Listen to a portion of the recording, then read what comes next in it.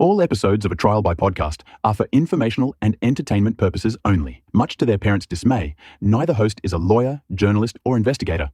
Just two people with microphones and Wi-Fi. All actions discussed are alleged, and all parties are innocent until proven guilty in a court of law. For the full legal mumbo-jumbo, check the show notes. Happy St. Patrick's Day, everybody. Today, we are going to celebrate by telling you the absolutely unhinged true story of an Irishman who simply refused to die.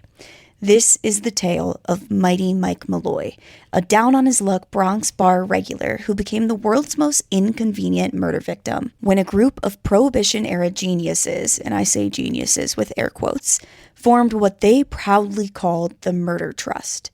Their business plan? To take out a life insurance policy on Mike, get him blackout drunk, and quietly collect the payout. Easy, efficient, foolproof. Except Mike had other plans. Poisoned drinks? He chugged them. Rotten oysters soaked in wood alcohol? Bon appetit. Sleeping on a park bench in freezing winter weather? Honestly kind of refreshing for Mike. Hit and runs, toxic sandwiches, sandwiches of glass, industrial strength alcohol. At a certain point, you have to wonder if Mike Malloy was powered entirely by spite and questionable whiskey. So how did one man survive multiple murder attempts by a team of increasingly desperate criminals? And how far would they ultimately go to finally finish the job? Grab a drink, preferably one that isn't straight wood alcohol, and join us for this ridiculous, chaotic, and very Irish-American legend of the many murders of mighty Mike Malloy.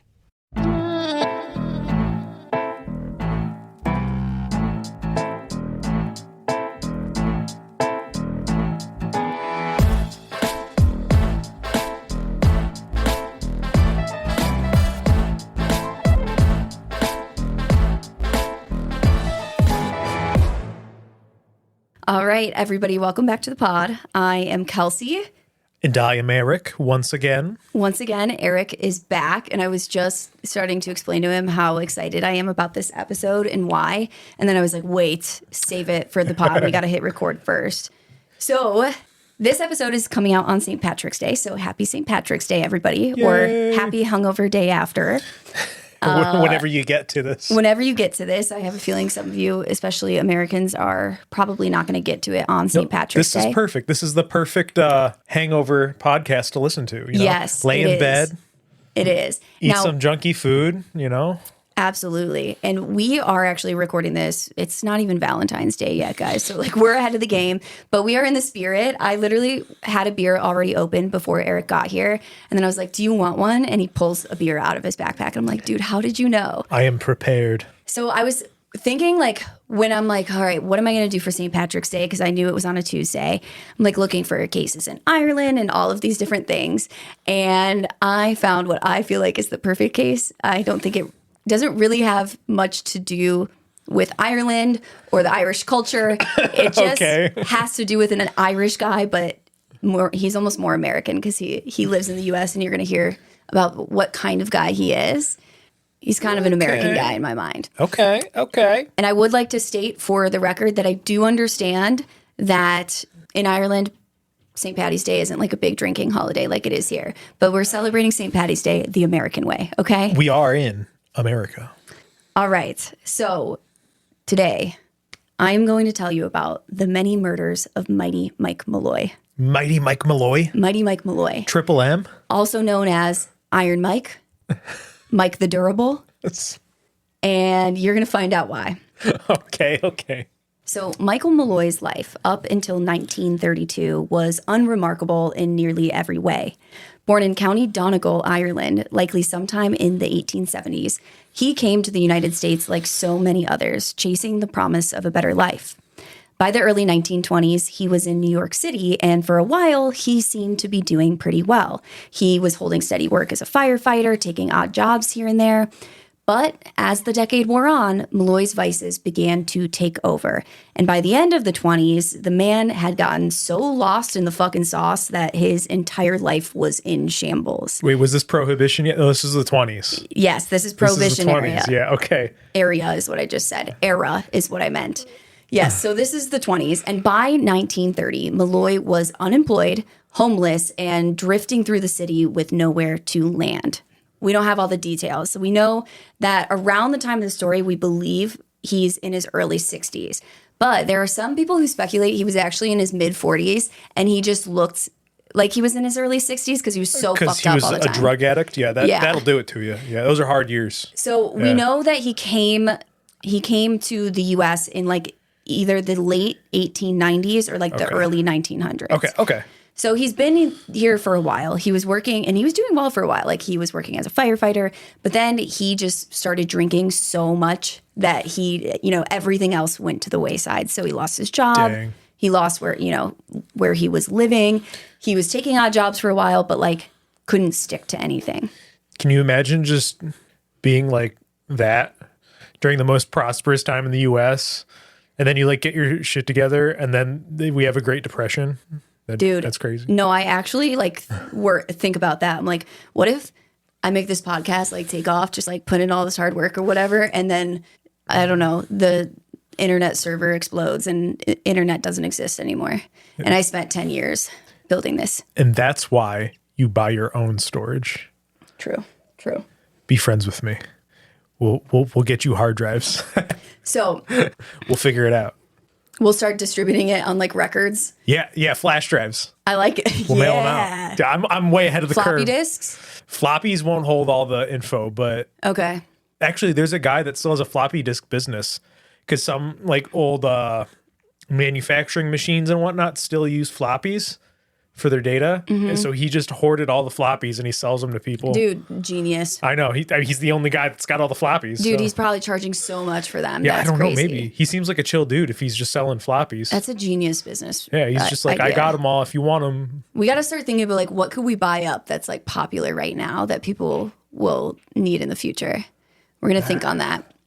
Yeah, we'll deliberate. Yeah. We'll deliberate. We'll get back to you guys. So back to the story. So by the time 1930 hits, he's unemployed. He's homeless. He's drifting. He's just kind of... so 1930s now. Yep. Oh, man. So you know what's coming. And that's my next sentence. Okay.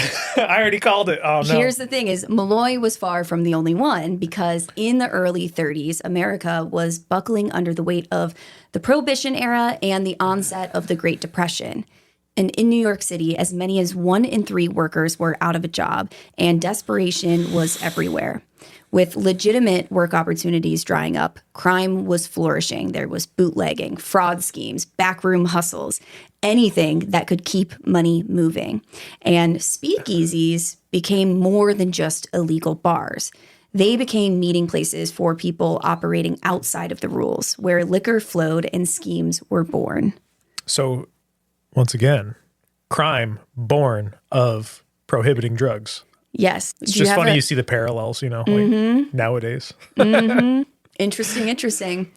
Now, it was in that world, the world of like the underground speakeasies, that Michael Malloy had become a familiar face. By 1932, he was a regular at a grim little speakeasy at 3804 3rd Avenue in the Bronx.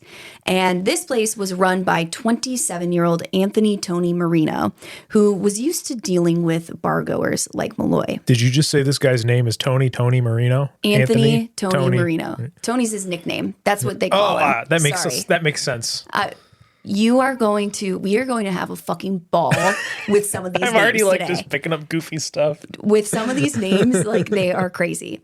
But Tony Marino's place, like while movies like to make speakeasies and their patrons out to be this glamorous sort, that definitely was not the case with Tony Marino's place.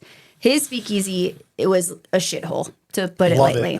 It's a single room with 4 tables, and there's a 12-foot bar across one wall. And unlike the other shitholes in the area, Marino did step it up a little bit, took it up just a little notch, put a little pizzazz on it. And he did this by offering a table of free lunch food. Oh, wow. And this included... That's some 1800 stuff. Yes, and it's walk up to the bar and make your own stuff. They used to do that family style. Yeah, it used to be, they did that in the West. Gold Rush stuff? Oh, dude.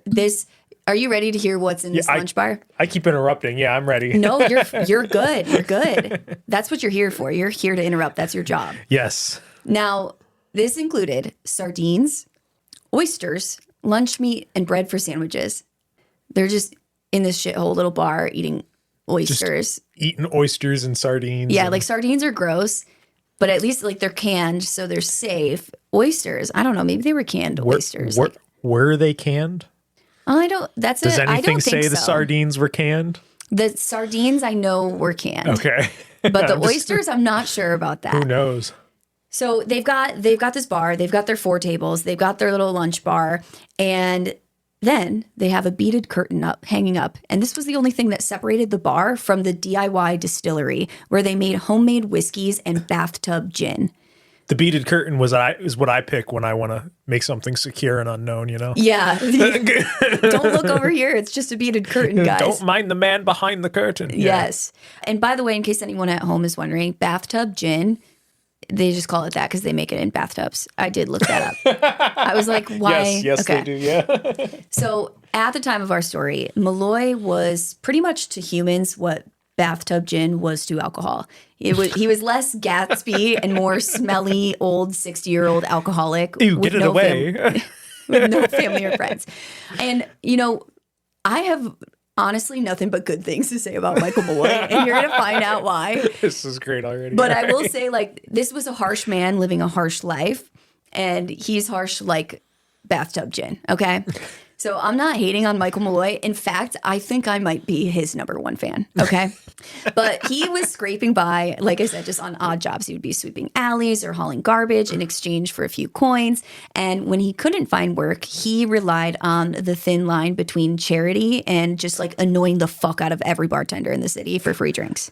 And one of those bartenders included Tony Marino. Most mornings, Malloy would wait outside of Marino's bar until they opened. And as soon as they opened, he would walk right in and start his day with a drink. And these are not it's not like a little mimosa. It's not a Bloody Mary. You guys know I love a Bloody Mary. He's just drinking straight up homemade whiskey. For sure. That was all the rage back then. This is hardcore shit. Post Prohibition, they wanted as strong as they could get it to transport it. And when this starts, this is still Prohibition era because Prohibition ends in 1932, I believe. So they're still in the thick of it, basically, at the tail end. Yes. Yeah, but it's established. Yes. Okay. Exactly. So he starts his day every day with a drink, and pretty much almost every day he would just keep going until he passed right out on the floor in the bar. Oh, my God. And Marino had even let him start running up a tab at one point. But Malloy wasn't able to keep up with the tab and pay it off. Obviously, right? Obviously. Yeah. And so his debt's just piling up for he owes Marino a lot of money. And for a man like Marino, who was already feeling the pressure of the Great Depression, Malloy's unpaid drinking wasn't just an inconvenience. It was a problem that required a solution. But luckily, this wasn't Marino's first rodeo when it came to solving problems. So the bar business at the time was as slow as any other industry during the Depression. And at times, Marino was forced to get creative to keep the money coming in. Excellent. So in 1931, Marino had befriended a homeless woman named Mabel Carson. And he began dating her. And naturally, because she didn't have a home, Mabel began living with Marino. And while we're not really sure what his intentions were at first with her, we know how it ends. So Marino convinces Mabel to take out a $2,000 life insurance policy, naming him as the beneficiary. Then, one freezing night, Marino got her drunk, stripped her naked, soaked her bed and her sheets in ice water, and left her exposed to the winter air beneath an open window. Now, she died of what the medical examiner ruled to be bronchial pneumonia, none the wiser that it had been induced deliberately. He killed her with cold? He killed her with cold. What, is he a Batman villain? Doesn't that freak you out? What? I'm actually, that's so smart. He just got her drunk? Is that what he did? He just I got missed her that part. I imagine that maybe she was struggling with some alcoholism as well. Yeah, I'm sure he drugged her if he got her sloshed. Yeah, I think he just got her sloshed, right? Yeah. and she was passed out. And dude, that's when you get, I don't know if you notice, when you get drunk, your veins, your capillaries expand, which is why you get red. So you actually, that's why you feel warm, because your blood's flowing to the surface. But you actually lose heat faster. Oh, really? Yeah. That's super interesting. That's I did why you not know feel that. warm, but you will actually, because your blood's at the surface, acting like a radiator, basically. Like my brother and my cousin, they both get like, they always say, oh, I'm, they look a little bit red. Yeah, and they get the they're redness. like fanning themselves, but that doesn't happen to me the way it happens to them. Right. It's just, that's weird. But yeah, so he killed her with cold like a Batman villain, and he collected his insurance payout without any incident, not giving it a second thought. It was just like, all right, mission accomplished, got my money.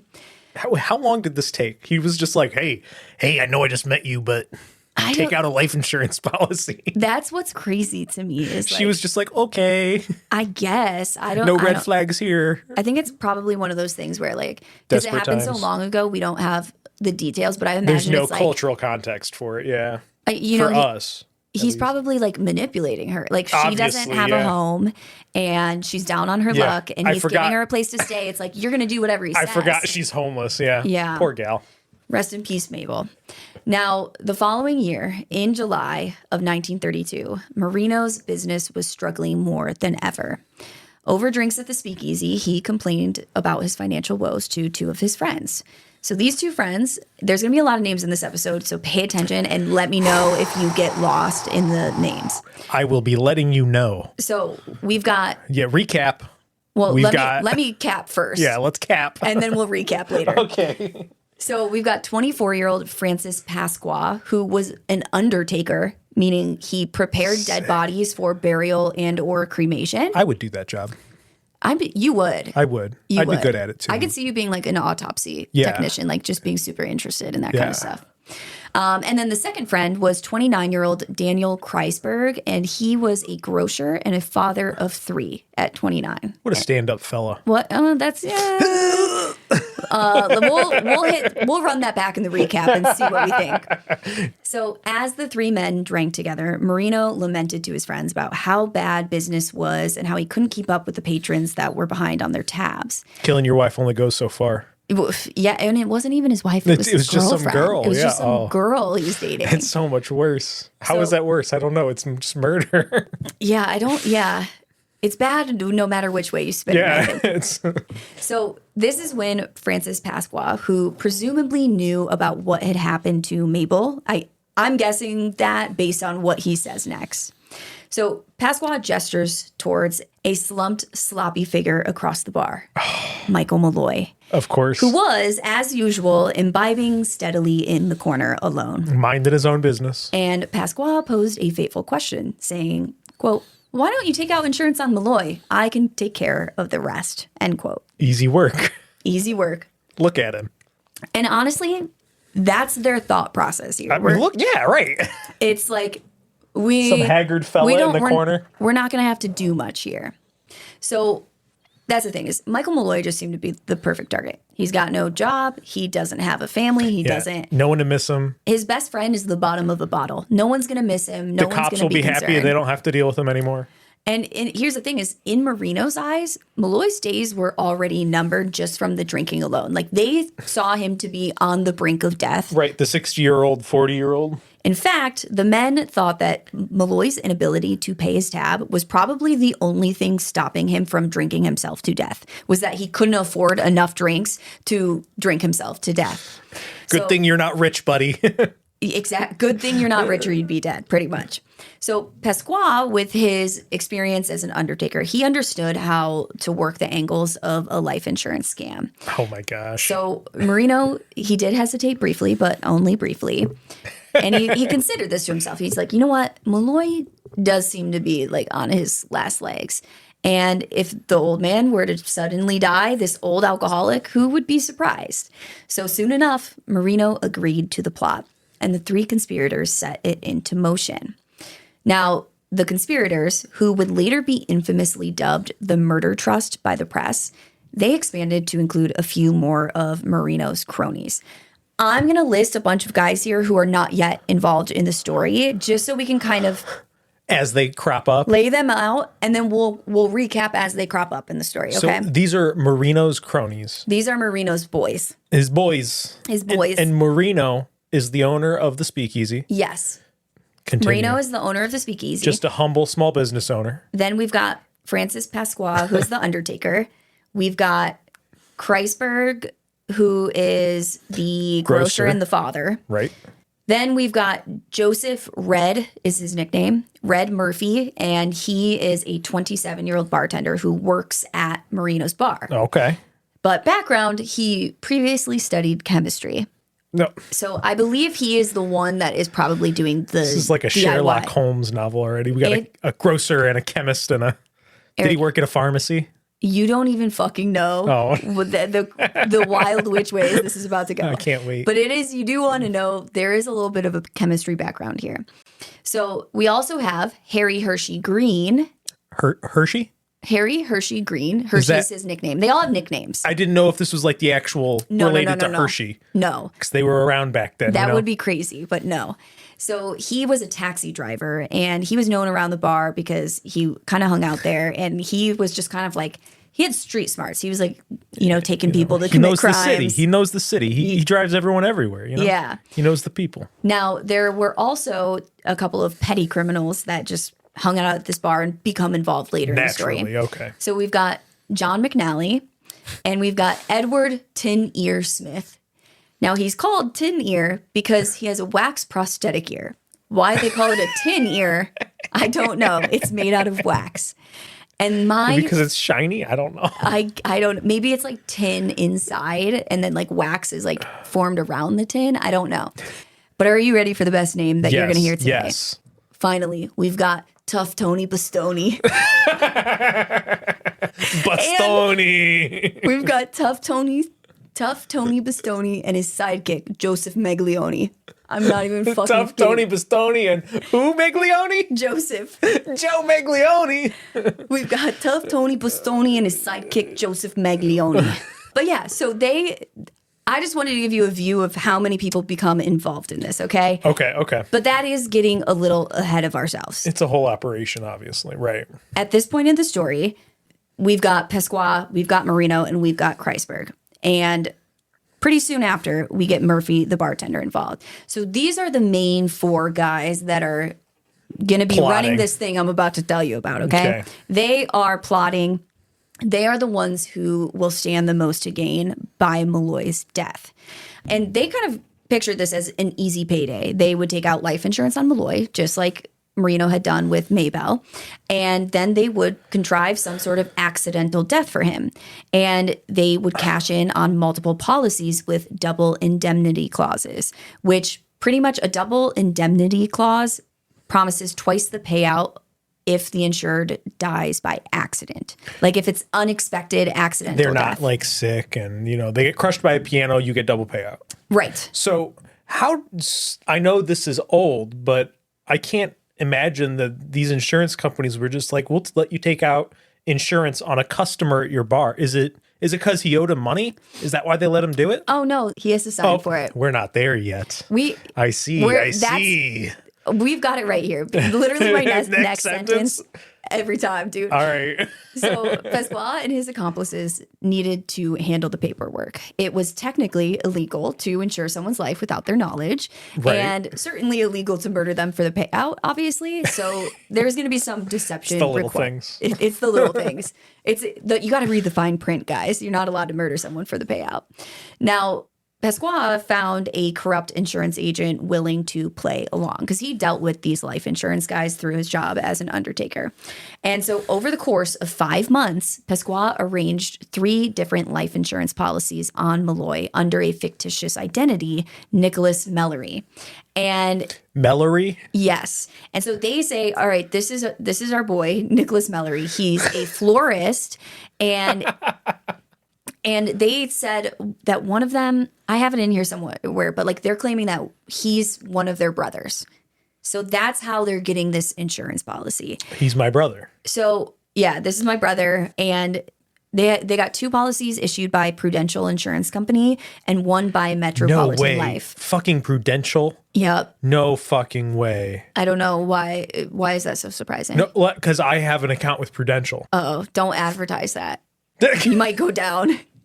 No, but it's just funny that the same company, these financial institutions are so old. Yeah. Oh, yeah. Yeah. More than 100 years. You hear it crop up every now and then, and you're like, golly, AT&T? You're kidding, right? Like, they've just been around that long.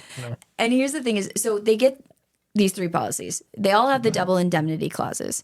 And in total, if Malloy died by an accident, the total payoff would be, I read 2 different numbers. I read $3,576, and I also read $3,785. That's a lot either way. Either way, it would be worth today between $55,000 and $68,000. $55,000. But also, think about like, okay, you're splitting it between 4 of you. Are you going to kill someone for $20,000?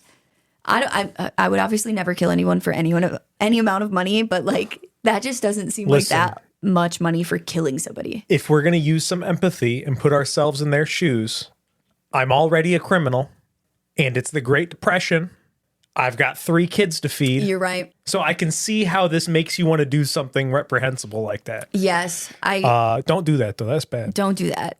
But I also can see where they were driven to like think about it. And they're like, this guy, he's going to die soon anyway. Yeah, he's a slob, right? Yeah. Yeah. Dehumanize him. That's what they do usually. And that's the thing about Kreisberg, the guy with 3 kids, that when you're reading about this case, you'll read a lot about people said he was always a good guy. Like he wasn't really involved in any other criminal activity until Who is this? this. The grocer? The grocer with the 3 kids, Kreisberg. And so it was just one of those things where I think him specifically was maybe just a sign of how horrible the times were for people. Times were bad, man. But 1 out of 3 people not working is crazy. That's insane. Because, I mean, you also got to think the 1/3 of people that are working, or the 2/3 of people that are working, it's not like they're getting paid super good. Yeah. So you're either not working or you're getting paid dog shit. Yeah. And I'm sure everything's expensive and yeah. Unless you're Al Capone. I actually don't want to think about it too much because it stresses me out to think about. No, don't worry. You're doing good. We're doing good.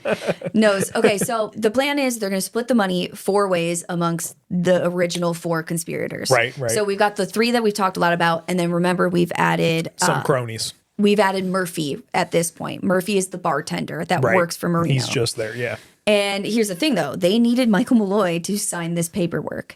So there's this guy named Simon Reed who wrote a book on this case. And I listened to an interview that he did with the podcast Criminal. And he said, quote, "It basically came down to this. Francis Pasqua one day went up to Michael Malloy and said, 'Hey, Mike, how about we insure you with some life insurance?' And Michael Malloy's response, according to court records, was, 'Hey, why not?' End quote."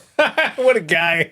And here's the thing is, like, I was thinking on this for so long. I'm like, why would you do that? Like, wouldn't you realize that they want to kill you? No, he's drunk, dude. But here's my thought, and this is just a total theory. Like, I didn't read anything that supports this. This is just me theorizing. But I'm like, maybe they told him, we can't run you a tab because we think you might drink yourself to death, and then we're going to have no way to get our money from you. See, that's originally what I was thinking when I was like, you were saying they were going to take a life insurance policy out. I'm like, he owes them so much money. Yes.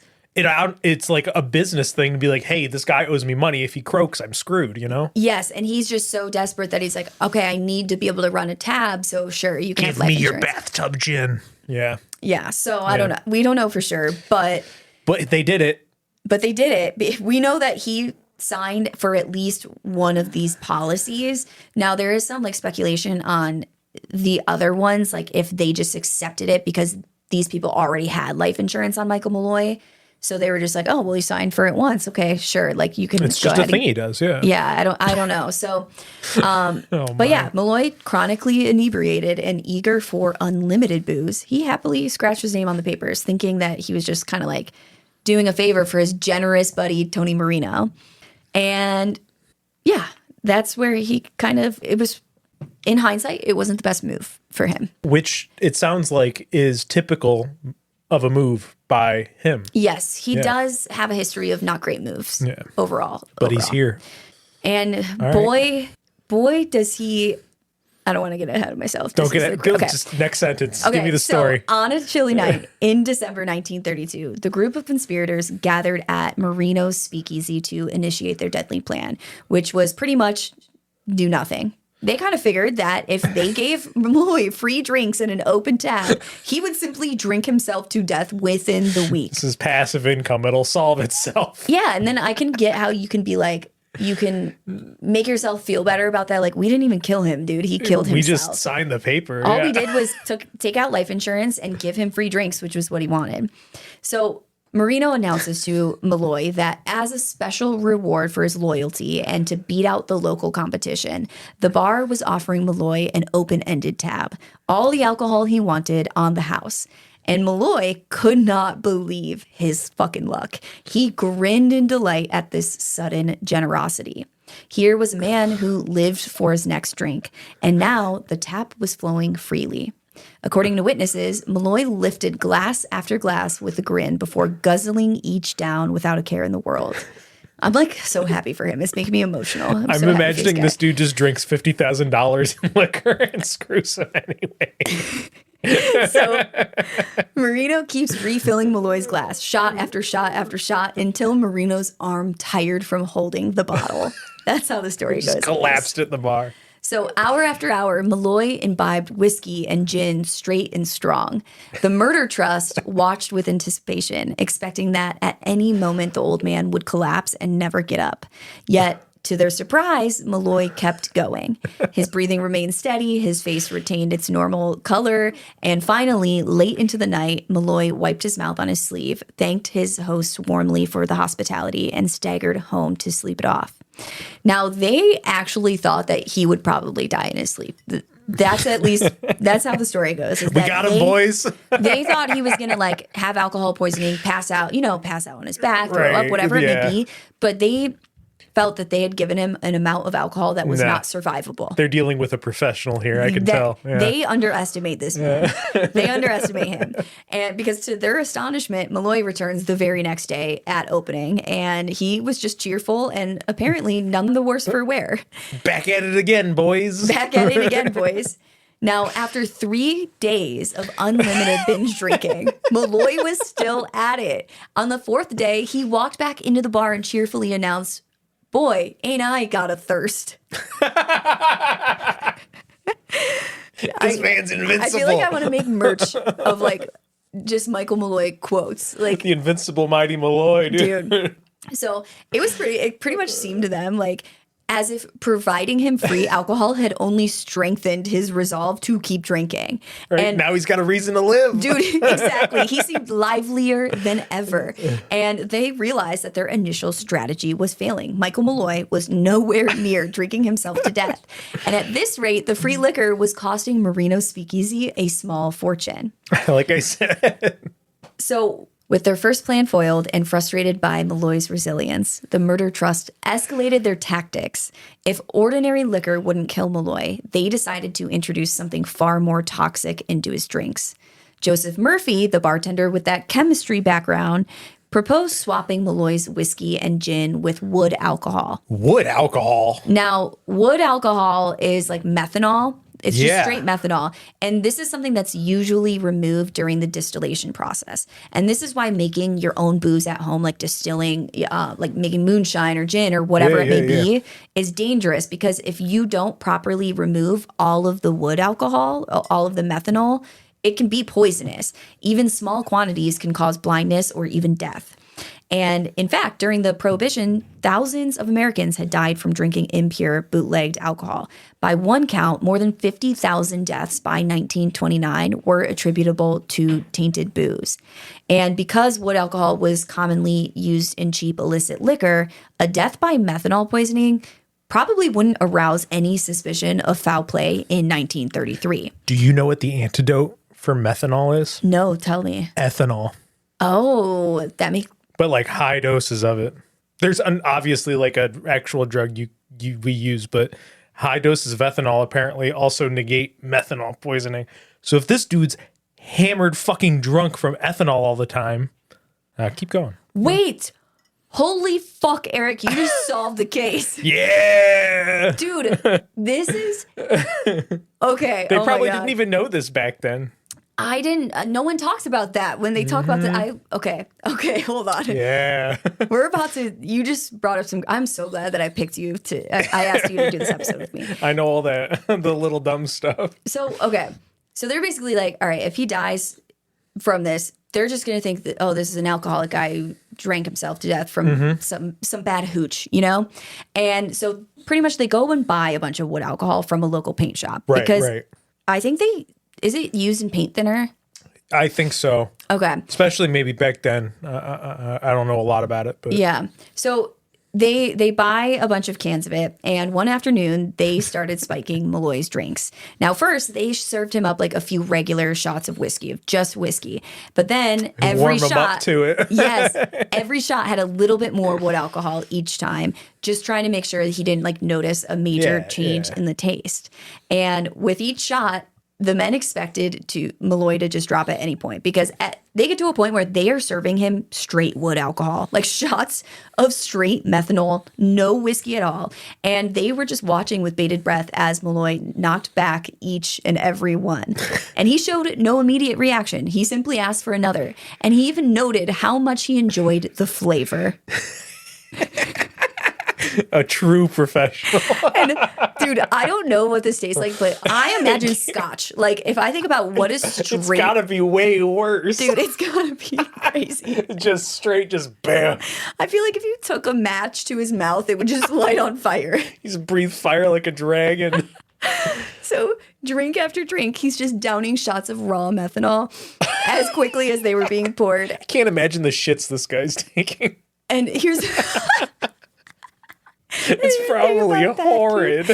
He's got to have holes in his esophagus. It's the ulcers on this guy. I feel like he smokes a cigarette and the smoke comes out of his ears. Yeah, and he just eats the butt of it. Yes. Stop it. Oh my God. Yeah, I'm a fan of his too now. Yeah, you've convinced me. Dude, this guy's crazy. He's you don't even fucking know yet.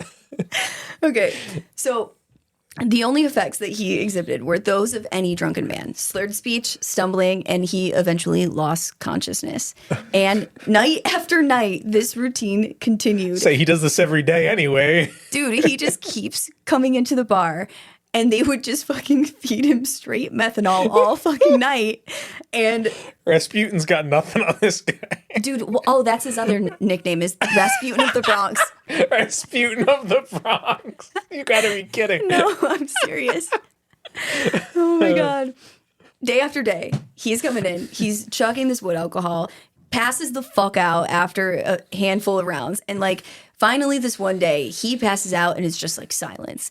And so they're all standing around like, what is about to happen? They start listening for his breathing. It was slow and labored. Minutes passed and the men looked at each other wondering if the moment had finally come. His breath was growing faint and it did stop for what they thought was a long time. And then suddenly they've been trying to kill this guy for a gasp. weeks. And they thought that gasp was like the death rattle. Yeah, his soul leaving his body. So Pasqua knelt down, feeling Malloy's neck for a pulse. He shook his head at the onlookers, like just shook his head no, kind of indicating that he didn't find a pulse that he was looking for. This is the Undertaker? This is the What does he know? Undertaker. Everyone's dead with him anyway. That's true. So while Marino, Pasqua, and Murphy looked sullen, they were celebrating on the inside, thinking Malloy was dead. And then from the floor, a loud sound erupted. A rattling snore. Michael Malloy was not dead. He was simply knocked the fuck out, snoring as if his life depended on it. Like a baby. Like a baby. And a few hours later, Malloy woke up, rubbed his eyes, and grinned at the astonished men around him, saying, quote, "Give me some of the old regular, me lad," end quote. Just living his, And picture living his that in an best Irish, life. picture that in an Irish accent. Me lad. I love Amazing. him. So yeah, he's asking for more whiskey immediately, and the murder trust could only stare at him in disbelief. Plan A has failed them. Plan B has failed them. And they were perplexed. Surviving that amount of methanol was said to be impossible. And that was my question this whole fucking time. Every time I've heard the story, I'm like, how does he live through this? Like, what? There must be something going on. But he just has, he just has so much fucking alcohol in his bloodstream. All the time, probably. All the time, I'm sure. He's always got ethanol in his bloodstream. That's amazing. Tons of it. So by now, the murder plot was not only failing, but it was becoming costly and kind of absurd. They had to pay the monthly premiums on Malloy's insurance policies to keep them enforced. And also the liquor he drank. Exactly. They're also paying for the wood alcohol, the endless liquor. And, most expensive murder ever. And meanwhile, Malloy's having the time of his fucking life, dude. He is just doing whatever he wants. He's not working. He's just drinking all day. This murder is the best thing that's happened to him. Exactly. Now, the frustration amongst the plotters, amongst the conspirators, I guess I should the murder say, trust, yes. It's just growing intense. They're starting to get really fucking worked up and angry about this whole thing. And one member of the gang that had recently kind of joined in on all this, because they start recruiting more and more people as this goes on, because what they're doing isn't working. So this is when we get Tough Tony Bastoni involved. And at this point, he's getting impatient. So he suggests that they just shoot Malloy in the head and be done with it. The others worried that an obvious homicide like a gunshot would jeopardize their insurance payout. Yeah, you can't cash that out. Yeah, and even it had to be accidental to get the double payout for the double indemnity. Which at this point you need with the amount of he's drank. Probably. I wish we had numbers. Like I wish this was back in the day when like a bar would have computerized records of tabs you just and pull stuff, it up. like so we can see. But the point being, they were determined to make this look like an accident. They weren't just trying to kill Malloy just to kill Malloy. Like it had to look like an accident. So as the calendar turned to 1933, Pasqua came up with a new idea to exploit Malloy's love of food and drink. Knowing that Malloy would eat anything he was offered, now they're moving on to food. Pasqua prepared a meal for him. So he let some raw oysters soak in denatured wood alcohol for a few days. More ethanol. Let them get like spoiled. If he's soaking them in ethanol, but also letting them spoil. And then he gave them to Malloy as a free snack, accompanied by shots of straight wood alcohol again to wash them down. No. He's immune. You already tried that. Dude. These guys are the worst. So Pasqua had actually heard a story about another man who died after consuming oysters with whiskey. Like this was like one of the bodies that he had taken care of. And so he thought that this combination of the shellfish and the bad liquor would induce a fatal case of acute indigestion or poisoning. So Malloy happily slurped down these free oysters and that wood alcohol, and then he licked his fingers and burped loud enough to shake the place, entirely unfazed. That evening, Malloy leaves the bar, and again, the men were sure they had done it this time. That amount of wood alcohol alone should have killed him, and combined with the rotten oysters, they thought he would die in his sleep. But of course, Malloy wanders back into the bar first thing the next morning, asking for his free drinks and more of those tasty oysters from yesterday. He's invincible. Dude, I knew. Oh my God, I love this story. You know what the funniest part about this is to me? Back then, I'm pretty sure you could just buy cyanide at the pharmacy. Dude, I just feel as if there were so many options available to them. So at this point, with 3 failed attempts, Marino and his men are at a loss. They were beginning to think that he was immune to wood alcohol. And we now know from Eric that he is kind of immune to wood alcohol. And so they realize they're going to have to think of another way to make Malloy's death appear to be an accident. So with the wood alcohol seemingly only strengthening Malloy, more power. They decided that food had to be the way to go. So they were over this combination. So they open a tin of sardines and they leave it out for days, letting them rot. And after a few days, Murphy offers to prepare Malloy one of his favorites, a sardine sandwich on the house, of course. Of course. Now, knowing that wood alcohol and the poisonous food, it didn't do what they thought it was going to do, Murphy wasn't taking any chances of just the, food poisoning doing it, right? Right. So this time, he mixed the rotten sardines with metal shavings, broken glass, and carpet tacks. He's just going to blend his insides. Dude. And did he eat it? Did he eat it? I gotta know. It's kind of crunchy. So Murphy smears the mixture between 2 pieces of bread and passes it to Malloy with a smile. And the conspirators watched, half aghast and half hopeful. Wait, how did he smear it? What is it mixed? It's metal shavings and what? Butter? And rotten sardines. Like rotten sardines are in a can, like they can be like smeared. Ew, dude. That's so gross. I forgot they were so rotten. Oh. So That's so gross. They thought that surely these metal fragments and the fucking carpet tags would slice through his internal organs or cause some sort of lethal infection. Yet, bite after bite, Malloy seemed completely unfazed. Ate it. He finished the entire sandwich, licked his fingers clean, and washed it down with another shot of straight wood alcohol. This guy's like a cockroach. You can't kill.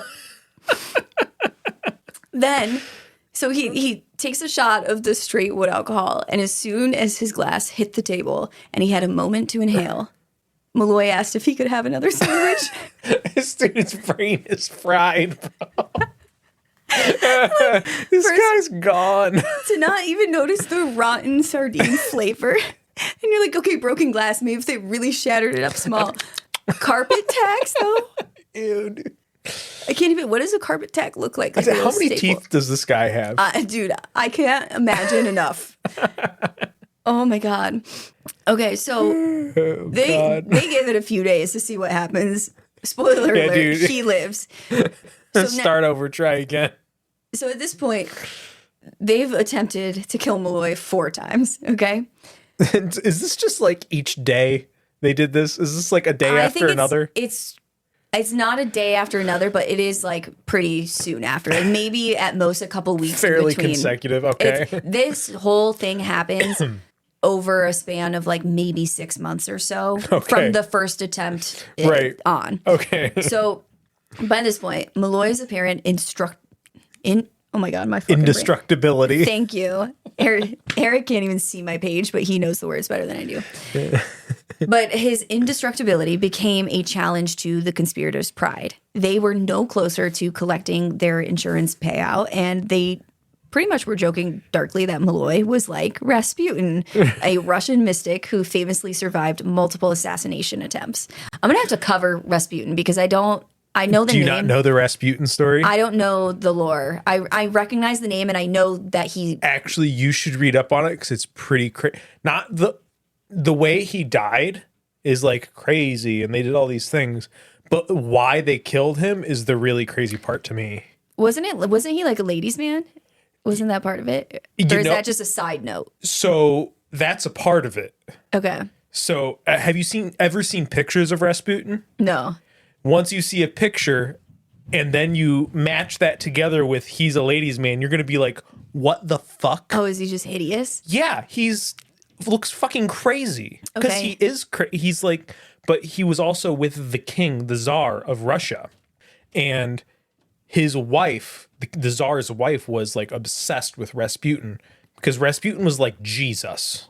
Okay. Like he was like a prophet. He portrayed himself as like a miracle healer. Okay, yeah, I remember a little bit of this. And their child, since they're royalty, they had all kinds of weird things going on in their genetics. He was they were famously they didn't clot blood. They were what is that, hemophiliacs or whatever. So there's like stories of him healing their kid and stuff like that, and he had a cult like following, and so he was basically influencing the royal family of Russia. You know, everybody around the royal family was like, fuck this guy because he's a wacko and he's controlling the government, and we won't let that happen because we want to control the government. So when I say I should cover the story, now I'm convinced. I just told you everything. No, I was gonna say I think Eric should cover the story. Tell it to me. Yeah. So that's the joke that they're all telling, and they're like, he's like fucking Rasputin. Like they are. You can't keep him down, man. They are starting to get like pissed off. They're like, Malloy's making a mockery of their grand scheme. Yeah, worst murderers ever. Literally. So they can't afford to keep up with his drinking habits. So they decided to try a method that had already worked for Marino once before. Death by cold. The cold. Death by cold. Mr. Freeze. If alcohol and poison wouldn't kill Malloy, maybe the freezing cold would. So one January night in 1933, after Malloy had passed out from another epic drinking session, Marino and Pasqua carried the unconscious man out to a car. They drove him to Crotona Park in the Bronx amidst a brutal cold snap. The temperature had plummeted to negative 14 degrees Fahrenheit. How do we know that? Oh, were we recording it back then? I guess we would record it back then. Yeah, probably. So That's negative cold. 14 Fahrenheit or negative 26 Celsius if you guys use Celsius. That's cold. So it's freezing cold out, less than freezing cold out. He's passed out at the bar, and they drive him out to this park. They stripped off his shirt and dumped him in a snowbank on a park bench. And to ensure that he would succumb to hypothermia, they doused him with 5 gallons of water, soaking his chest and head, which quickly formed a layer of ice across his body in the frigid air. The conspirators left Malloy in the park, shirtless and soaking wet in those sub-zero temperatures. Did the sure ice to kill him. insulate him? I think it froze him. Yeah. Well, obviously, like he's frozen as shit, but So, satisfied that the plan could not possibly fail this time, Marino returned to his speakeasy to await the outcome. The next day, as he quietly opened the bar's basement door, Marino nearly tripped over something. And there, lying in the basement on a pile of rags, was Michael Malloy. Oh, he still crawled alive. in? Nah, he saved himself. I was trying to pass it off to make you wonder if this was the one. So at some point, Malloy had regained consciousness in the park. The fact that he survived this He said, genuinely, it's really cold out here. I gotta go somewhere warm. I don't understand how he, like, negative 14 degrees being soaking wet. Like, I feel like you could die in an hour. Like, he must have regained consciousness right after they left or something. This body will operate through anything. So, dude, it's genuinely, it's sad that he didn't have children. Because, like, these are good genes that this guy has. This man's indestructible. He's indestructible.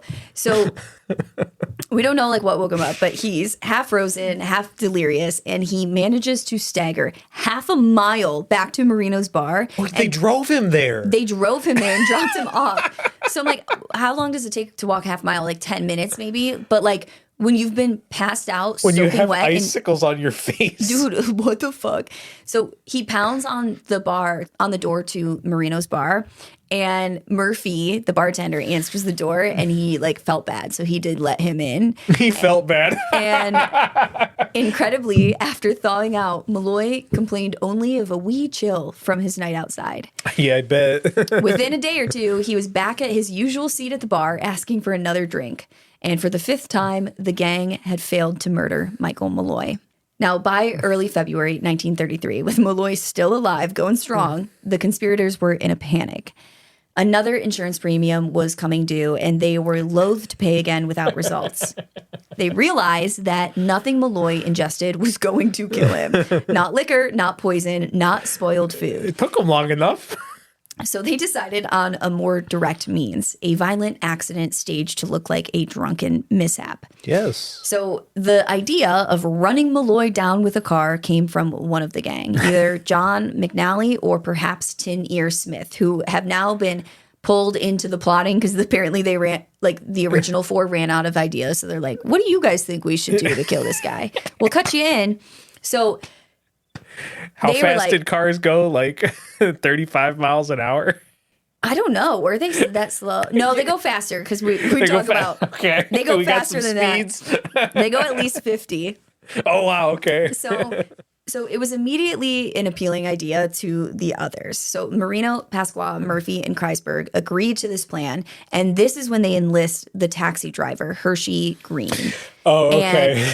And they promised him $150 of the insurance payout if he would run over Michael Malloy with his cab. They're going to pay this guy $150? Yeah. Now, today, that $150 would be roughly $3,000 to $4,000, somewhere in that range. But they're making like 50 grand off this guy. Dude.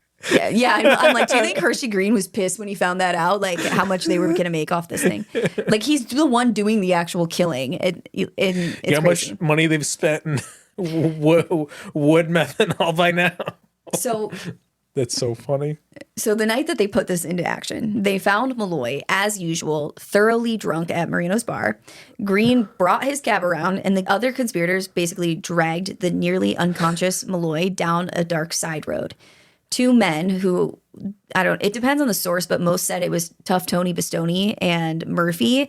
They propped Malloy up on his feet in the street and pretty much just held him upright by his arms, almost in like a crucifixion pose. He T-posed on him? Yeah, he like Malloy's like T-pose, and they're basically just like holding him up by the ends of his arms. And Green positions the taxi a short distance away. And at the signal, Green gunned the engine and barreled towards the wobbling target. At the last moment, the two handlers would let go of Malloy's arms and jump aside. But unbelievably, Malloy himself lurched out of the way, dodging the oncoming vehicle despite his intoxicated state. So Green slammed on the brakes in surprise. First off, he's done this before, I'm sure. Dude, for real. I'm sure. So the gang tries again. They catch Malloy, who is now semi-coherent and likely terrified, and once more they hold him in the car's path. Green revved and sped forward, and Malloy darted away a second time. He was able to get away from them. Spider senses were tingling. Now, likely enraged, Green prepared for a third attempt. He backed the taxi up and then accelerated towards Malloy at about 50 miles per hour this time. And this time, Malloy could not get away. The car slammed into him, throwing him onto the hood before he was flung to the pavement. For good measure, Green stopped and then backed up over Michael Malloy's body again. Just he to did make him like sure. that too. Okay. Just to make sure he was really dead this time. I mean, why wouldn't you, I guess, at this point? Yeah, and you know, they go up to his body after. He's motionless. He's silent. There's no pulse. And they realized that they had finally done the job. They had killed Michael Malloy. And suddenly, as they're looking at his body, a porch light in a nearby house flickered on. Someone had probably heard the commotion or spotted the incident, and they were panicked at the thought of being seen. So they immediately fled the scene. That's leaving not Malloy suspicious for at dead. all. Yeah. Exactly. Yeah. These guys are bad at crime. Now, here's the thing. In the days following the hit and run, the murder trust waited anxiously for news about Malloy's body because they needed Malloy's body to get the insurance payout. They had to prove that this guy was dead. And they assumed that, you know, passerbys were going to find him. They're going to call the police. This is going to be a report. Right. Someone's going to call them, yada, yada, yada. So they're waiting, and nothing's happening. So they start combing the newspapers thinking, well, maybe no one knows who this guy is. They don't know, like, how to contact us, whatever. He probably only ever goes to the bar, right? Exactly. And so they're looking for, like, reports of a drunk man killed by a car. And Murphy even starts calling morgues and hospitals, pretending to be Malloy's brother, whatever the fake name was that they gave him. I'm sorry, I forget off the top of my head. But it's not real anyway, don't worry. But he's pretending to be Malloy's brother, saying, my brother's missing. You know, do you have anyone who's like injured or like, you know, John Doe? And they could not find anything. They couldn't find his body. They couldn't find any sort of report. And so they began to worry that they would never track down his body. And therefore, they would never get their insurance payouts. So that means they paid month after month after month. Dude, even in death, he's fucking them over. So they're frustrated, obviously. They had invested too much time and too much money to let this happen. So they began forming a backup plan to their backup plan, to their backup plan, to their backup plan, to their backup plan, to their backup plan. And this backup plan to all those other backup plans was to find another drunk to kill and pass off as Nicholas Mallory. Just do it again, yeah. Yeah, just find someone else to kill and uses the body for their insurance claims that they already have. Oh, man. Now, 5 days turned into over 2 weeks without any word of Malloy's body, and the group was certain that it was time to start searching for their new victim. Then, in mid-February 1933, the door of Marino's speakeasy swung open. And in limped Michael Malloy. No, he did it. No. And he came back to the bar after all that? He was painfully bandaged. Sorry. He was bandaged? He was painfully bandaged, walking with difficulty, but very much alive. No. A stunned silence fell over the room as the man who had cheated death so many times greeted his pals, telling them, quote, I sure am dying for a drink. Oh, no. Oh my God. So, unbeknownst to these evil geniuses, Malloy had been picked up by a passerby after his accident, or after he was hit by the car, and he was rushed to a hospital, identified only as like a John Doe, pretty much. They didn't have his name. Now, he obviously survived the vehicular assault, albeit with serious injuries. He had a concussion, he had broken bones, and he was badly bruised and cut. And he had to remain in the hospital for several weeks recovering, which is why they had not seen or heard from him. And obviously, Malloy didn't fully remember what happened. Right. Of course, he had brain damage. They asked him what happened to him, and he said that he vaguely recalled the taste of whiskey, the cold air, the cold night air, and bright lights rushing at him, and then nothing. So like he just didn't. He was so. I mean, also just getting hit by a car could probably fuck your memory up. Oh yeah, you're not gonna remember it. He was so fucked up that he just didn't remember them literally trying 3 times, holding him up in the middle of the street and trying to run him over. His closest confidants. Like, anyway, so. We have 6 failures. And they are fucking over it, okay? So on the night of February 21st, 1933, the murder trust, they were like, let's run it back one more time. Let's try it one more time, okay? You're committed now. So they allowed Malloy to drink himself into his usual stupor at the bar. Once he was unconscious, several of the men lugged Malloy to a rented room nearby, an apartment on East 168th Street that one of them had arranged for this purpose. Can I say something? Yes. Okay, so here's another tidbit. I don't know if you know this, but when people are in car accidents, the ones that are drunk They do. are most likely to survive because they're so relaxed, and it distributes the energy of the blast between the whole body. That's because your muscles don't like tense up, right? Like on impact. You're fucking drunk, so like you just rattle around like a rag doll. And oh my God, it absorbs everything. I was just thinking of that. So this man's drunkenness is his superpower. It's gotta, right? Is being an alcoholic his superpower? Yes, I guess that is his superpower. He can't do anything, but he can survive anything. Yes, literally. He can't live, but he cannot die. So they drag him into this apartment that they rented. And again, I say this every time, but they're not taking any chances. Oh. And so they insert one end of a rubber hose into Malloy's open mouth and tightly wrapped a towel around his face to seal it. The other end of the hose was connected to a gas fixture on the wall. And basically, back in the day before electricity. So they just gassed him. They just gassed him. They just straight up gassed with him. just natural gas. With, toxic illuminating gas. Coal gas, which is rich in carbon monoxide. Would you call it coal gas? Coal gas, I guess. Okay. So this is like back in the day, like they would... Your street lamps and everything were lit with it. Yeah, I don't know. Well, I don't know why they call it coal gas. Isn't it just natural gas? Illuminating gas. Probably natural gas, but I'm pulling this out of my ass. I'm assuming they would have found most of it next to coal mines that they were already mining. Oh, maybe. So they would probably call it coal gas because they find the natural gas next to the coal. I'll look into that and make sure it wasn't just my brain putting the great impression. But yeah, so it basically is just before electricity, that's how they would light lights. They would have like gas light fixtures. And so they just hosed it straight to his dome and right into his lungs. And within minutes, Michael Malloy was indeed truly dead this time. Yeah, I mean, that'll do it. Yeah. That'll do it. But yeah, the man who had survived 6 previous murder attempts succumbed quietly to carbon monoxide poisoning. Now, do you understand why I called it the many murders of Mighty Mike Malloy? Just this one guy. Now, to cover their tracks, the men recruited a corrupt doctor. I say, that's what I was wondering. The one guy's an undertaker, right? Yeah. Okay, keep going. He knows peeps. He knows peeps. So we've got Dr. Frank Manzella, who forged a death certificate listing pneumonia as the cause of death. Pneumonia. So, and pretty much this is unremarkable for a homeless alcoholic in winter. Like you could get away with this stuff back then. Yes. So with no autopsy, Malloy was buried in a pauper's grave, and the so-called murder trust believed that they were finally free to collect. You know what? I just thought about this now, so I didn't look it up.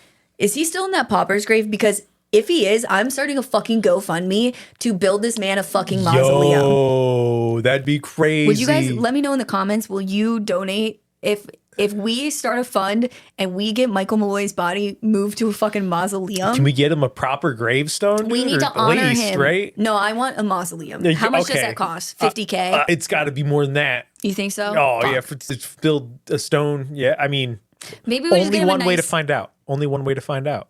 Right? Google. We gotta price it out. We got to price it out. Okay. Are we going to make a pilgrimage to this man's grave? Absolutely. Okay. I think we should unbury him from this pauper's grave.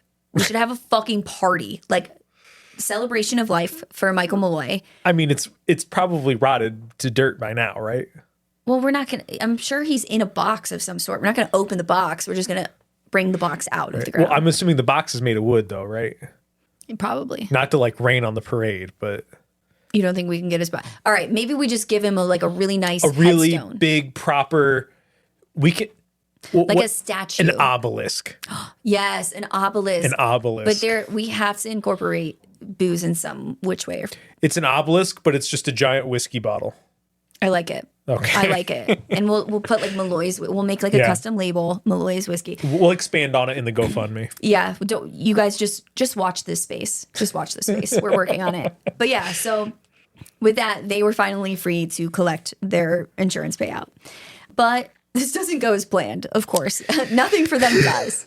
So Metropolitan Life did pay out the $800, which the men split, but Prudential refused to pay without seeing Michael Malloy's body. And of course, they couldn't give them the body. So they're like, we already buried him. Oops. And they're like, yeah, no, so we're not going to pay. We're not going to do that. And this is, of course, suspicious to the insurance companies. So, duh, right? So this flags this case for them. And that request, combined with rumors in the Bronx speakeasies about an indestructible drunk who survived poisoning, freezing, and even a car strike. People are talking about it. Yes, dude. That's what happens when you get 7 people in on this.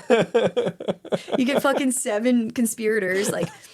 So all of this, it drew police attention. So, of course, investigators start looking into this, and they exhumed Malloy's body in the spring of 1933. So, very soon after he dies. Oh, they exhumed him. Okay. Yes. And the medical examiner determined that he had died from carbon monoxide poisoning, not pneumonia. Oh, they determined that. Yes. How do you determine that? That's crazy. This was actually one of the first, triumphs of modern forensic science. No way. Yes, this was one of the first times that they were able to determine a cause of death like that.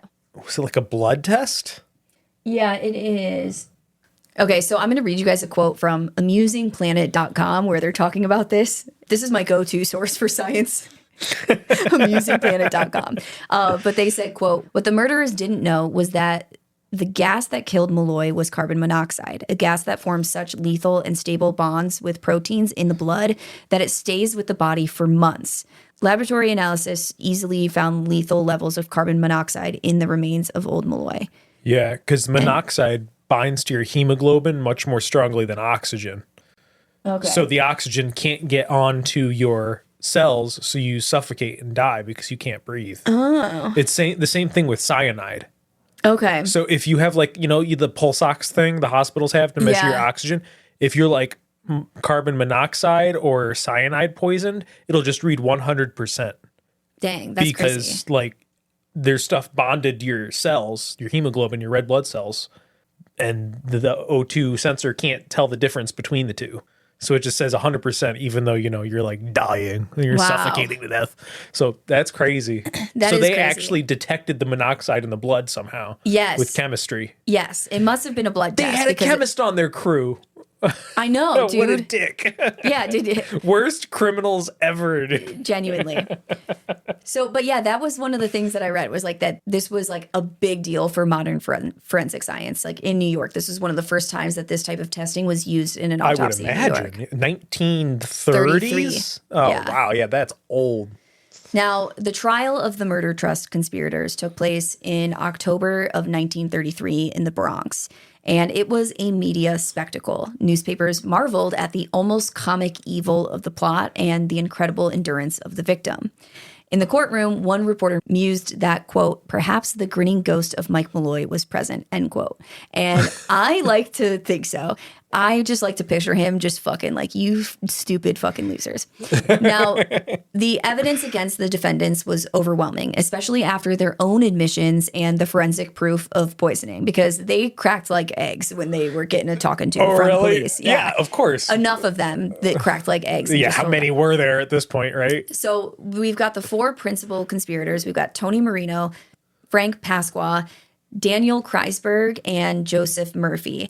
And all 4 of them were found guilty of first-degree murder in the killing of Michael Malloy. And all 4 men were sentenced to death. Now, a 5th defendant, taxi driver Hershey Green, was charged separately since he had not been involved in the final gassing that actually killed Malloy, but he had tried to kill Malloy. He just ran him over with a car 3 times in a row. Exactly. Well, and then he backed up over him. And then he backed over him. Oh, my God. For good, just to make sure he was truly dead. So Green was one of the guys who cooperated with the authorities to some extent. So basically he ratted out the other guys. Which one was Green? He was the taxi driver? Yeah, he was the taxi driver. Okay. But because he wasn't involved in the actual murder. And because he like ratted on him, right? Right. Yeah. So he was ultimately convicted of attempted murder for the hit and run, and he was spared the death penalty and instead received a prison sentence, which was a minimum of 10 years behind bars. I could not find how much time he actually ended up serving, but at Who least knows? 10 years. For all we know, he could have died in jail. Now, Tin Ear Edward Tin Ear Smith with the wax ear. Right. He fled and was never found and not prosecuted. They didn't find that guy? No one, if they did, no one knows what happened. He's got one ear. It's basically like, this is the last anybody ever heard of this guy. Okay. All right. You could do that back then. Yeah, dude. I just think I might have been a criminal I mean, not this kind of criminal, but like. I would have been a criminal back then. I'm too ADD. I would have become a criminal for sure. Now, maybe not. I don't know. Things were different back then. Maybe I could have found my way in the fish market or something silly. You would be good in the fish market. You were made for the 1930s fish market. I would have made it in the 1930s. You would have been like the one person where like the Depression was good for you. Like, I capitalized on the Depression somehow. Yes. So the last conspirator, that's our boy, Tough Tony Bastoni. May he rest in peace, because before he could go to trial, he was killed in an unrelated incident, and I couldn't find any details. Well, he was, not a savory fella, a good fella, right? Yeah, no, he was. Yeah, he was always in trouble, right? Yeah, and here's the thing: is I hate to speak ill of the dead, but I feel as if this joke warrants it. Tough Tony Bastoni was not as tough as Michael Malloy. Not as tough as they thought. And then not as tough as they thought. Oh, no. So on June 7th, 1934, just over a year after Malloy's death, 3 of the murder trust members, so we've got Marino, Pasqua, and Kreisberg, were escorted to the electric chair at Sing Sing prison to pay for their crime. Sing Sing? Sing Sing. Have you heard of this? There's a movie about it. It's actually a really interesting. They were like known for being a very, very dark, evil, scary place. And they murdered people, so I mean, in the, I don't know if it was the 90s or like the early 2000s, they introduced like basically creative arts programs. So like theater, music, like they'll put on musicals and shit. They were still around in the 1990s. Oh yeah, it's still around today. Sing Sing prison. Okay, cool. But there's a really interesting. It's a movie, but it's based off a true story. And one of the actors in the movie was a prisoner at Sing Sing prison that participated in this creative arts program. And he served like a couple decades for a murder that he did not commit. And he was exonerated, got out of prison, kept pursuing creative arts because of that program that he did in prison, and is now like, I'm so sorry, I can't remember the guy's name, but he's now an actor and he starred in that movie about the prison. Isn't that crazy? That is wild. Yeah. So anyway, Sing Sing, kind of unrelated, except that that's where they were. And this is where they were executed. So the 3 of them were executed on June 7th. And they were just kind of brought in one after the other. And all 3 died swiftly on the first jolt of electricity. And as Simon Reed, the author of the book on this case, grimly observed, unlike Mike, none of them survived on the first try. Stop. Now, the 4th man, Joseph Murphy, he was the bartender that worked for Marino. Yeah. He was executed a month after the others on July 5th, 1934, just because there was a brief delay due to an appeal that he had tried. He had tried to appeal his death sentence. It failed. He was killed. You do what you can, And this is also just crazy to show you how the system has changed. Nowadays, if someone is sentenced to death, it takes decades forever before they're executed, which I think is a really good thing. But yeah, they're like executed within a year, pretty much. But also the times are much different as well. Like, what are you gonna find out 3 years later in 1933 that you didn't know 3 years before? I just saw that there was a man, and I'm so sorry, I'm just going off the top of my head because I just see like little news clips and stuff, true crime all the time. And there was this guy a black man who was convicted of murdering a white woman. Right, yeah, of course. And he was executed, I don't know, like 15, 18 years ago, so like a long time ago was executed. And they just did DNA testing in the case. Wasn't him. Of course, yeah. So a murderer got away with murdering this poor woman, and then this man was fucking executed for something he didn't do. Right. And that's why, I see both sides on the death penalty thing, but until the system can get it right 100% of the time, we got to get, I'm against it. Just because I agree. It's not worth that stuff. Just keep them in prison. Well, if our prison system wasn't a prison system and just a rehab system, it would work a lot better in the first place. You want to just rehab murderers, rapists and murderers? You can try. I don't know. What's the alternative? Keep them in there. What's the difference? Rehab them forever, If they never work, never let them out. Who cares? Just keep them there forever. Yeah. But you can rehab everyone else. Yeah. Okay. All right. I see what you're saying. What's the point? If you're going to keep them in there anyway, at least give them some fucking shit to draw, teach them how to weld or something. And that's what Sing Sing is doing nowadays. Now they're like, all right, we are going to put on our production of Wicked. Who wants to be Glinda? Hell yeah, Sing Sing. Do it. It works better. You can't tell me it doesn't work better when other people do it. It works better. No, I mean I agree with that. Give them life. Most of the people that I thought you meant like let them rehab and like let them out. I mean, if you have a serial killer, you're obviously not rehabbing that guy. Yeah. But if you had a dude that shot somebody for money when he was 17, you can rehab that guy. I agree. You can. You can rehab a gangbanger because he doesn't. He doesn't have money. He has a shitty life. He wasn't raised well. He doesn't have any skills. If you just lock him up for 10 years and let him go, he's gonna do the only thing he knows how to do. I agree with that. What's the point? I agree. One of the cases we covered was this girl who she was 15 years old. She got kidnapped. The guy fucking brutally raped her in a way that rape doesn't do what was done to this girl justice. Yeah. And then he chopped off her arms and threw her off a cliff. Yeah. And she survived. And because she survived, he only got attempted murder. So he served less than 8 years in prison for that. Right. Yeah. And then, this guy, you're not rehabbing. Exactly. So in that episode, I think it was Emily who did it with me. We were discussing like who is worth giving a second chance and who is not. Because obviously killing anyone is horrible. But what makes that worse? And our conclusion that we came to, which is I'm sure ever evolving with new information, but was that these people who are killing just for the sake of killing and enjoyment of killing people. Do you do it for fun or fulfillment? Not good. Yes. And those are, I don't get no second chances. You're for broken. Those people. You're broken. Now, I still feel the same way about a lot of people who do it for a reason, like killing Michael Malloy for an insurance payout. Like, I think you're probably a fucked up individual, whatever. I do think there are some stories where people, who have murdered people are probably, they can probably be rehabilitated, let out, and they live like a good life and they don't hurt other people for sure. I do think it's possible, but I'm like, I feel very cautious about it because of the stories I hear. Because like that guy got out and immediately murdered another girl. Obviously, right? Duh. Duh. That's why I'm like, why did they? They let him out early too. They let him out early. Like he had been sentenced because he's a psychopath and he just behaved well. I'm like, it's easy to behave well when all you want to do is surrounded by fucking buff dudes. Exactly. What are you gonna do? Murder them? Exactly. They're gonna kick your shit in. Exactly. But yeah, that is the story of the many, many, many, many murders of Mighty Mike Malloy. So basically, they all got the death sentence, and Mighty Mike Malloy got the best 7 months of his life or whatever. Yeah.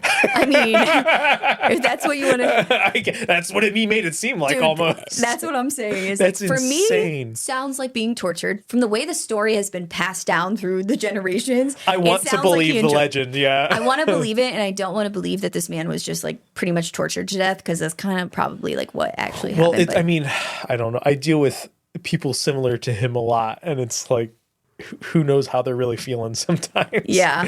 They're so like back and forth with their emotions. Yeah, well, I want to believe the legend, though. I want to believe the legend. It's the fact that he ate that sandwich full of tin shavings, broken glass, and carpet tags, and still came back the next day made me feel like I believe wholeheartedly that he was so fucked up he did not realize what he had eaten. He was just trucking along, man. He didn't even mind. That was like all the little like here and there's about.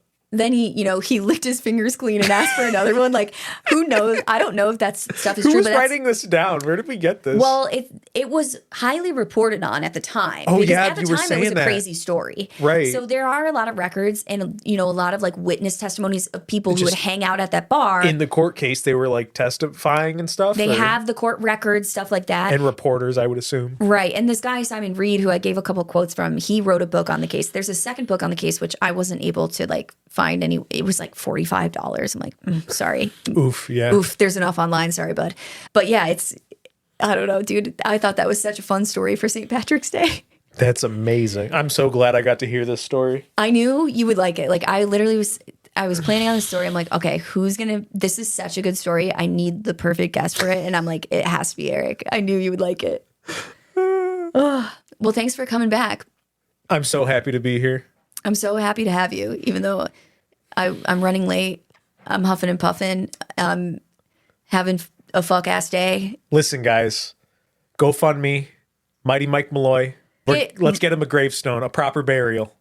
But also, like, Mighty Mike Malloy needs a mausoleum, right? Obviously. If we can't, I mean, who else is going to go in the mausoleum with him? Is it just for him? Maybe me, dude. Maybe me. I feel like me and Mike would have a good time in the afterlife. Let's make it so. I'm not married. I don't have any kids. Throw me in. Eric almost just fucking fell over. All right. Well, thanks for listening, guys. If you enjoyed this episode, if you can give us a 5-star rating wherever you're listening, that would be fantastic. It's just really helps us a lot. Also, make sure you're following us wherever you're listening. Again, really helps us a lot. Really appreciate that. We have new episodes every Tuesday. I hope that you guys had a fun St. Patrick's Day. Not as much fun as Michael Malloy would have, though, okay? Yes. Keep it together. No drinking and driving. You're not invincible. You're not invincible. You're not invincible. You're as tough Tony Maglione or whatever his name was. Tough Tony Baloney. That's how tough you are. You're going to die in the first try, okay? But I think with that, court is adjourned. Bye-bye. Bye.